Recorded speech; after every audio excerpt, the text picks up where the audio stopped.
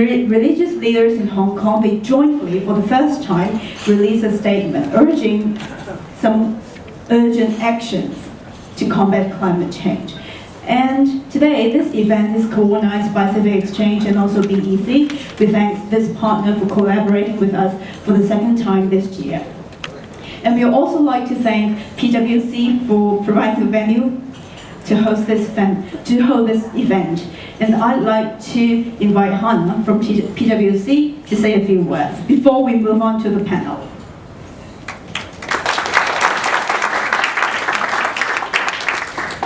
Thank you very much, Yan Yan. Yes, indeed, I'd just like to say a few words to welcome everybody here. For those that don't know me, my name is Hannah Rouse. I look after sustainability and climate change consulting for PwC China Hong Kong.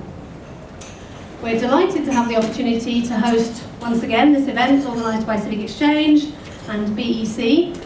Indeed, this is the third year that we've hosted the, if you like, post-COP debrief, as it used to be known, but it's expanded way beyond that now, of course. And the reason we're so happy to host conferences like this in our conference centre is because at PwC, as a business organisation, we see ourselves as playing a key role in helping the business community to understand, but also to respond to the challenge of climate change.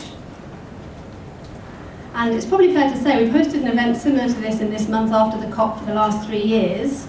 This is by far and away the busiest one we've had, isn't it? I'm not sure if it's everyone's so excited about Paris or the impressive lineup of speakers, most notably Christine Lowe, but it's really great to see everybody here this morning. I'd like to shamelessly abuse my host's prerogative by mentioning a couple of minutes about the work that we're doing here at PwC on climate change. I'd like to bring to your attention this document, which is the Low Carbon Economy Index.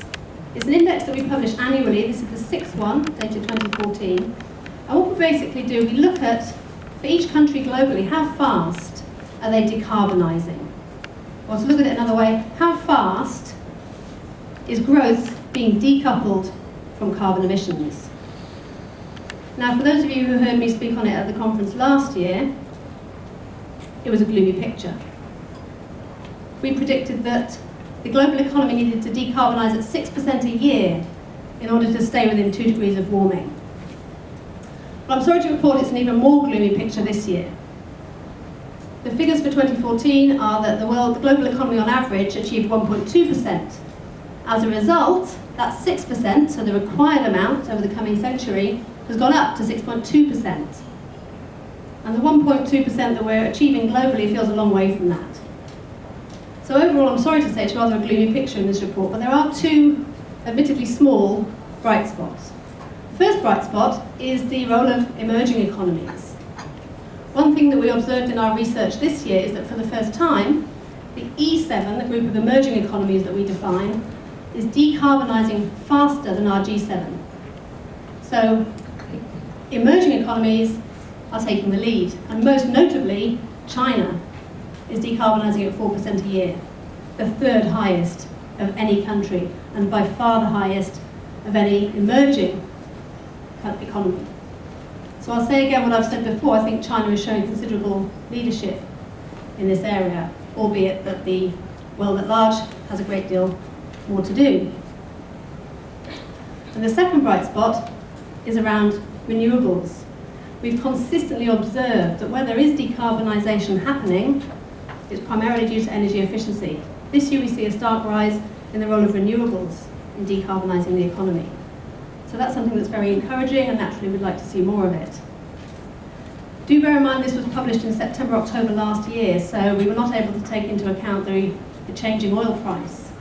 And indeed something I'm particularly interested in, and we'll probably want to ask some of our panellists later, is what they think the impact will be of the change in oil price.